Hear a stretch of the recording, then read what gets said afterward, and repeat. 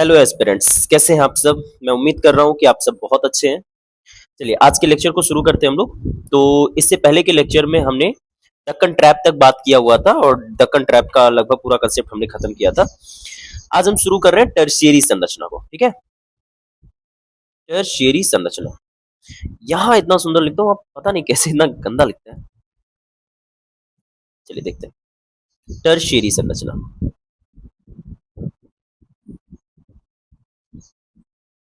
Tertiary संरचना। तो इससे पहले हम लोग 6 प्रकार की संरचनाओं को पढ़ चुके थे। ये हमारी 7वीं प्रकार की संरचना है, टर्शियरी संरचना। ठीक है, तो टर्शियरी संरचना में क्या कैसे है, चलिए देखते हैं, बात करते हैं हम लोग।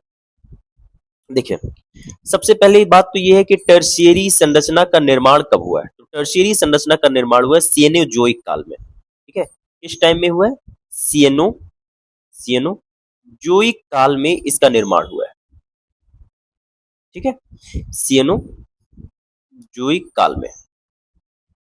ठीक, और कैसे हुआ है? तो इसका निर्माण हुआ है अवसादीकरण तथा रूपांतरण की प्रक्रिया से।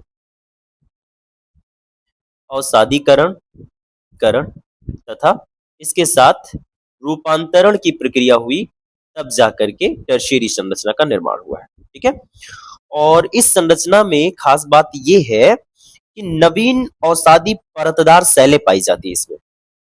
नवीन माने नया, नवीन अवसादी परतदार शैलें पाई जाती है। परतदार शैलें पाई जाती है इसमें। ठीक है, और यही जो शैलें हैं, ये हिमालय पर्वतीय क्षेत्र का अधिकांश भाग इन्हीं से बना है। तो हिमालय जो पर्वतीय क्षेत्र है, हिमालय पर्वतीय क्षेत्र का अधिकांश भाग, अधिकांश हिस्सा इसी से बना हुआ है।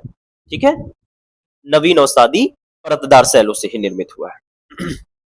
ये जो टर्शियरी संरचना है हमारी, टर्शियरी संरचना ये जीवाश्म युक्त संरचना है।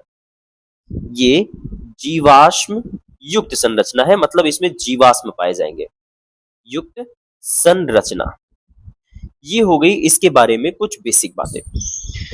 अब एक तो स्पष्ट तौर पे ये जान लेंगे इसमें हम लोग कि जो हिमालय है, हिमालय की रचना इसी संरचना से हुई है, टर्शियरी से। अभी आज के क्लास में वो चीजें शुरू हो जाएंगी। ठीक है, अच्छा, अवसादीकरण, रूपांतरण, अगर आप इनमें से कोई टर्म नहीं समझ पा रहे होंगे तो आप कमेंट करेंगे, अब मैं अगली क्लास में उसको बता दूंगा। ठीक है, लेकिन इन सब का मतलब मैंने शुरुआती दौर में बता रखा है। चलिए देखते हैं। तो इसके बारे में एक दो एक्स्ट्रा पॉइंट्स और ध्यान रखेंगे कि ये जो हिमालय की उत्पत्ति है, ठीक है, इसी संरचना से हुई है। हिमालय की उत्पत्ति, आज या कल के क्लास में हम हिमालय की उत्पत्ति को शुरू कर देंगे। हिमालय की उत्पत्ति, हिमालय की उत्पत्ति इसी संरचना से हुई है। ठीक है, और जो इसमें पर्वतीय मृदा है, हिमालय की जो पर्वतीय मृदा है, पर्वतीय मृदा, ये पर्वतीय मृदा जो हिमालय की है, ये बागानी फसलों के लिए बड़ी अच्छी होती है। बागानी फसलों के लिए बड़ी अच्छी होती है, इसीलिए आप देखेंगे कि कश्मीर वगैरह साइड में बागानी फसलें ज्यादा लगाई जाती हैं। ठीक है, तो बागानी फसलों के लिए पर्वतीय मृदा बेस्ट होती है, जो कि हिमालय में पाई जाती है, और हिमालय में इसी टर्शियरी संरचना का ही निर्माण हुआ है। ठीक है, चलिए अब हम देखते हैं कि भारत की किन किन जगहों में टर्शियरी संरचना उपस्थित है।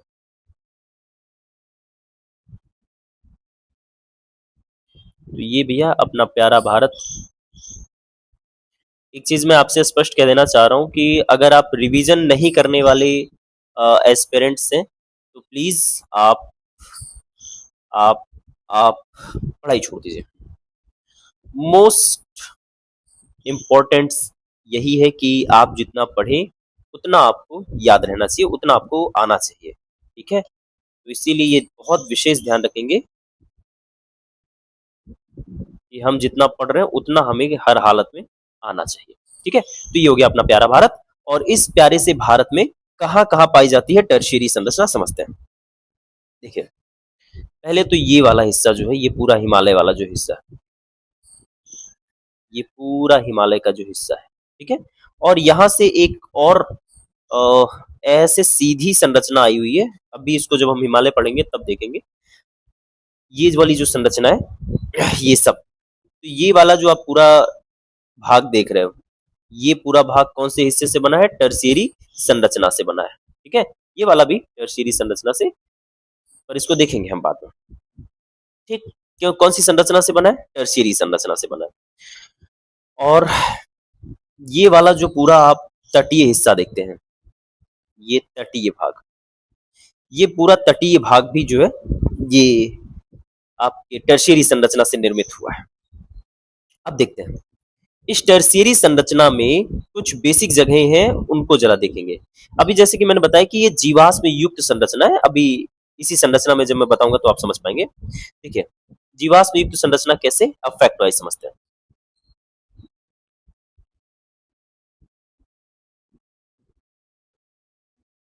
यहाँ बिहार में एक जगह है, बिहार का तराई जगह, ठीक है। बिहार में एक जगह है तराई, बिहार में एक जगह है तराई का क्षेत्र, ठीक है। इस तराई का ये जो क्षेत्र है, इस तराई के क्षेत्र में पाया जाता है पेट्रोलियम का भंडार, पेट्रोलियम का भंडार पाया जाता है यहाँ पे, पेट्रोलियम का भंडार, ठीक है। ये और ये टर्शियरी संरचना में है। और यहाँ पे ये वाली जो जगह होती है, जो कृष्णा और गोदावरी का बेसिन होती है, ये जगह कृष्णा और गोदावरी का ये बेसिन है, गोदावरी का बेसिन, इस जगह में भी पेट्रोलियम का भंडार है, पेट्रोलियम का भंडार पाया जाता है, भंडार पाया जाएगा, ठीक है। और ऑफ कोर्स अगर हमारे पास इतना पेट्रोलियम का भंडार है, तो आपको मालूम है कि आजकल के टाइम में पेट्रोल कितना पेट्रोलियम जो भी संसाधन ने कितना क्राइसिस क्रिएट कर रही है। तो अगर हमारे पास ये सारी रिसोर्स रहेंगी, तो हम जब इनका प्रोडक्शन ज्यादा करेंगे तो ऑफ कोर्स हम इनका आयात करने लगेंगे और भारत की स्थिति बहुत बेहतर होगी, ठीक है। और ध्यान रखेंगे ये जो खंभात की खाड़ी है, ये वाली जगह, यहाँ पे एक जगह खंभात की खाड़ी, ये ये एक जगह है खंभात की खाड़ी,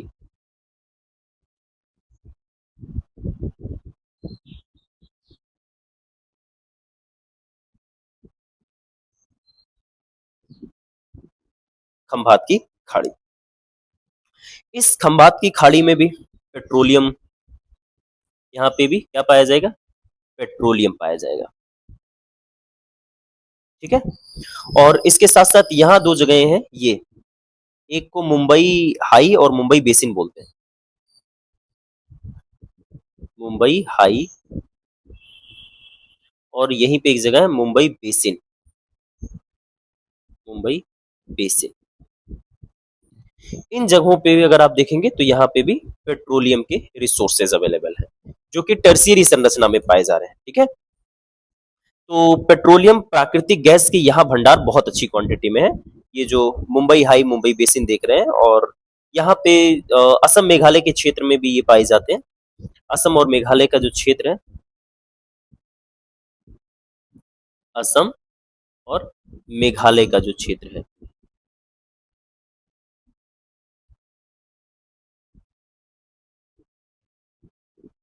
मेघालय का क्षेत्र, इन क्षेत्रों में भी प्राकृतिक पेट्रोलियम गैस ज्यादा क्वांटिटी में पाया जाएगा, ठीक है। तो ये जो पेट्रोलियम प्राकृतिक गैस है, पेट्रोलियम प्राकृतिक गैस यहाँ पे और यहाँ पे, पेट्रोलियम प्राकृतिक गैस, प्राकृतिक गैस इन्हीं जगहों पे ज्यादा क्वांटिटी में अवेलेबल है, ठीक है। तो ये है आपकी टर्शियरी संरचना, इतना ध्यान रखेंगे। टर्शियरी संरचना के लिए एक विशेष चीज जो ध्यान रखनी है वो यही है कि ये जीवाश्म ईंधनों के लिए ज्यादा इंपॉर्टेंट है, ठीक है। जैसे गोंडवाना संरचना कोयला के लिए था, ऐसे टर्शियरी संरचना के लिए आप सबसे ज्यादा क्या ध्यान रखेंगे कि ये जीवाश्म ईंधनों के लिए सबसे ज्यादा जरूरी है। और इसकी जो मृदा होती है पर्वतीय मृदा, पर्वतीय मृदा बागानी फसलों के लिए बहुत महत्वपूर्ण है, ठीक है। तो ये 2 पॉइंट से इसको ज्यादा ध्यान रखेंगे आप। चलिए अब हम देखते हैं अपने अगले एलिमेंट को।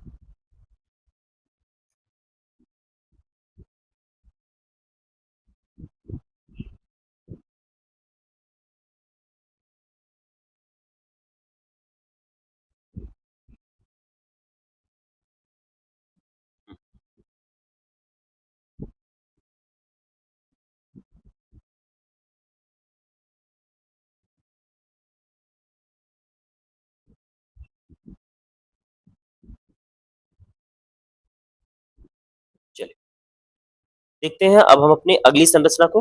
हमारे 8वीं और लास्ट संरचना का नाम है क्वार्टरनरी संरचना।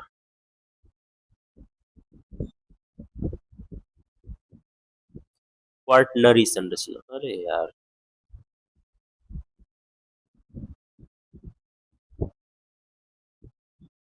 क्वार्टनरी संरचना मैनेज करेंगे भाई, इसमें लिखो कहीं और लिखा रहा है।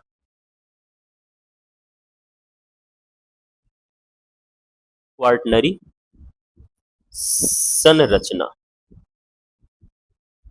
ठीक है। तो ये जो क्वार्टनरी संरचना है ये अपनी लास्ट संरचना है और इसका निर्माण हुआ है, इसकी रचना कौन से काल में हुई है तो आपको स्टार्टिंग में ही बता चुका हूं, लेकिन एक बार देखते हैं। तो इसका निर्माण हुआ है प्लीस्टोसीन से, प्लीस्टोसीन से लेकर के होलोसीन काल में, होलोसीन काल में इसकी रचना हुई है, ठीक है।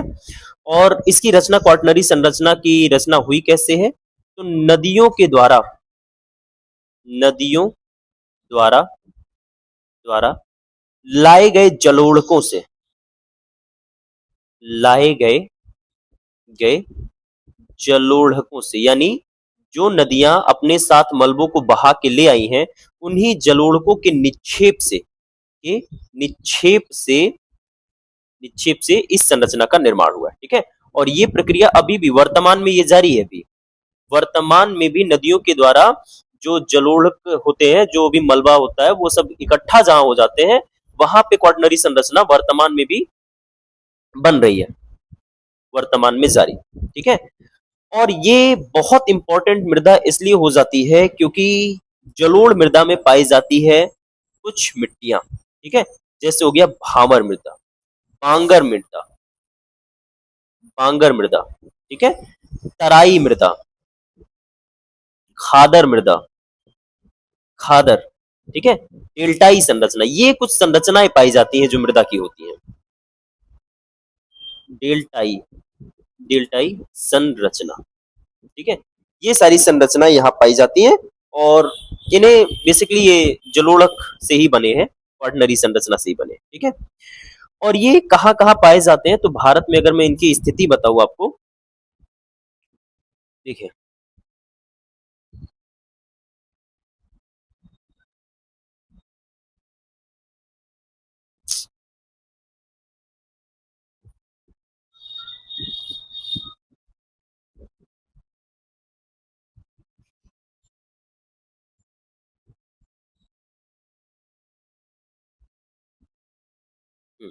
तो अगर ये अपना भारत है तो इस भारत में, अगर क्या कंफर्म है भाई, इस भारत में अगर आप देखें तो ये जो हिमालय की जगह है, इधर से ऊपर तो हिमालय वाला जगह है, ठीक है। अब यहां से लेकर के ये पूरी जगह, ये ये पूरी जगह, ठीक है, ये जो आप देख रहे हो ये पूरी जगह क्वार्टनरी संरचना से बनी है, ठीक है। ये पूरी जगह कौन सी संरचना से बनी है, क्वार्टनरी संरचना से बनी है, ठीक है। और क्वार्टनरी संरचना में ये वाला जो हिस्सा है जो उत्तरी मैदान प्रदेश में है, ठीक है, उत्तरी मैदान प्रदेश में, सिंधु के मैदान में, ये वाली जो जगह है इसको बोलते हैं उत्तरी मैदानी प्रदेश या मैदान प्रदेश, ठीक है। यहाँ कौन सी संरचना पाई जाएगी, क्वार्टनरी संरचना पाई जाएगी। और यहाँ जो आपका गंगा ब्रह्मपुत्र का मैदानी क्षेत्र है, गंगा ब्रह्मपुत्र, ब्रह्मपुत्र का मैदानी क्षेत्र, मैदानी क्षेत्र। यहाँ पे भी कौन सी संरचना पाई जाती है? क्वाटनरी संरचना। आपको मालूम है कि यहाँ से नदियां आकर के यहीं पे अपने जलोढ़कों का निक्षेप करती हैं, तो यहाँ पे ये संरचनाएं बनेंगी, ठीक है। और ये जो पूर्वी पश्चिमी का तटीय पूरा भाग, ये पूर्वी पश्चिमी का ये, तो ये जो पूर्वी पश्चिमी तटीय भाग है, इस तटीय भाग में भी क्वाटनरी संरचना पाई जाएगी। तो क्वाटनरी संरचना के लिए इतना आप पूरा ध्यान रखेंगे कि ये जो उत्तरी मैदानी प्रदेश है, या और उत्तरी मैदानी प्रदेश में भी जो सिंधु का प्रदेश है ना, पूरा नहीं, जो सिंधु प्रदेश है उस सिंधु प्रदेश में, ठीक है, सिंधु प्रदेश में, और गंगा ब्रह्मपुत्र का जो मैदानी क्षेत्र है और पूर्वी पश्चिमी का जो तटीय भाग है, इन पूरी जगहों पे क्वाटनरी संरचना उपस्थित है, ठीक। तो ये है क्वाटनरी संरचना। इतनी बातें बहुत सफिशियंट है, इतना फैक्ट अगर आप ध्यान रख पा रहे हैं तो काफी पर्याप्त है, ठीक है। इसके बाद अब हम देखते हैं अपनी अगली संरचना। अच्छा, इसमें थोड़ा सा एक दो पॉइंट और समझते हैं पहले। देखिए, ये जो क्वाटनरी संरचना है, इस क्वाटनरी संरचना का विशेष महत्व, इसका महत्व क्यों है? तो क्वाटनरी संरचना में एक्चुअली इसका महत्व होता है सबसे ज्यादा इसकी मृदा की वजह से, ठीक है, क्योंकि इसकी जो मृदा है, ये मृदा बहुत उर्वर होती है, इसकी मृदा बहुत उर्वर है, और इस वजह से यहाँ पे चावल, गेहूं गेहूं और तिलहन,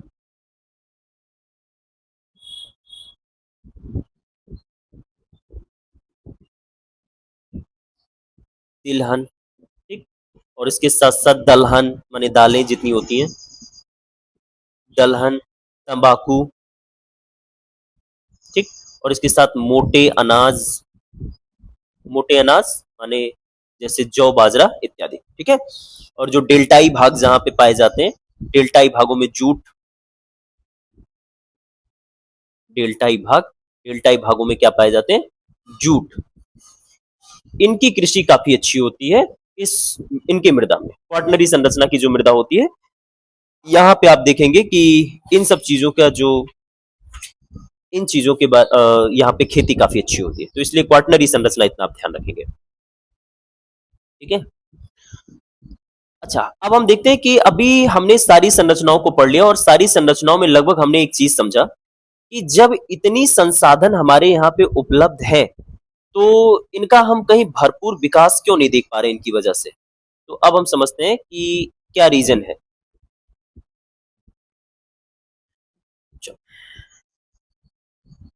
रीजन समझ लेते हैं हम लोग। देखिए, यानी भारत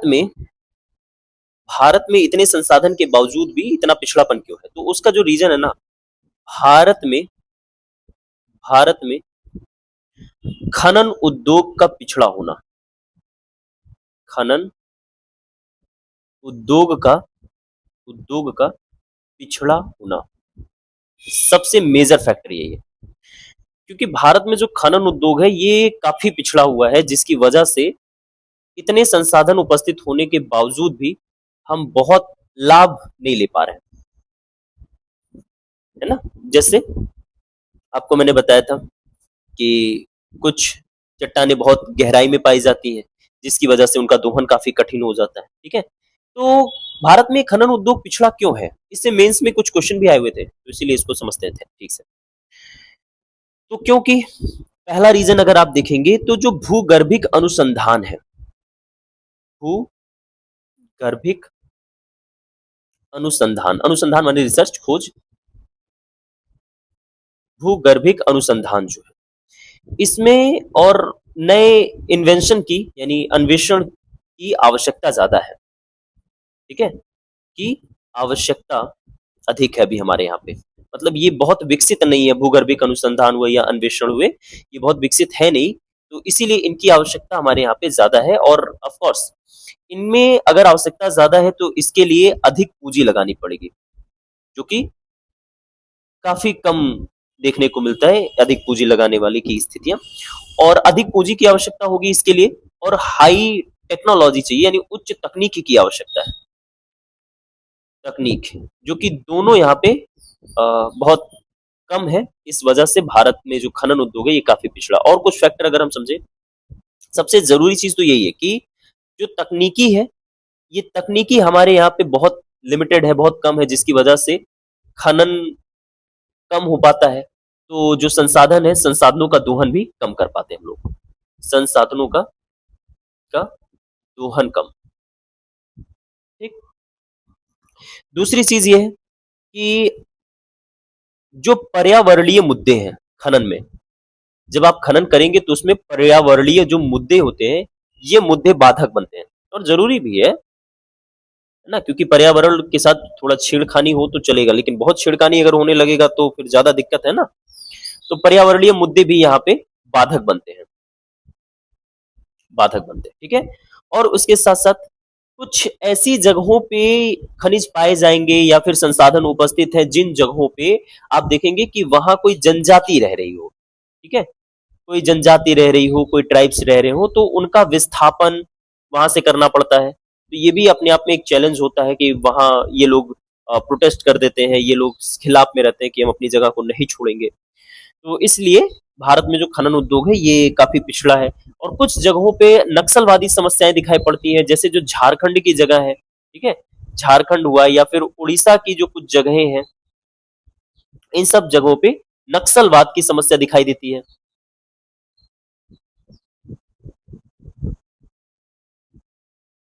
नक्सलवाद। तो इन सब वजहों से भारत में जो खनन उद्योग है ये बहुत अच्छा नहीं है, पिछड़ा हुआ है। ठीक है। तो आप समझ चुके हैं कि जो भी प्रकार की संरचनाएं थी उन संरचनाओं को समझ चुके हैं। अब हम अगली कक्षा में, अगली क्लासेस में बात करेंगे कि भारत में कितने प्रकार के प्रदेश हैं। ठीक है। यानी रीजन को हम लोग समझेंगे, प्रदेश समझेंगे हम लोग कि प्रदेश का वर्गीकरण कैसे है, क्या है, और इसी में हम लोग हिमालय की उत्पत्ति वगैरह ये सब कुछ, पूरी पृथ्वी की संरचना को यहाँ से हम लोग प्रदेश में बांट बांट करके समझेंगे, और खासकर अपने भारत का समझना है। ठीक है। तो आज के लिए इतना है।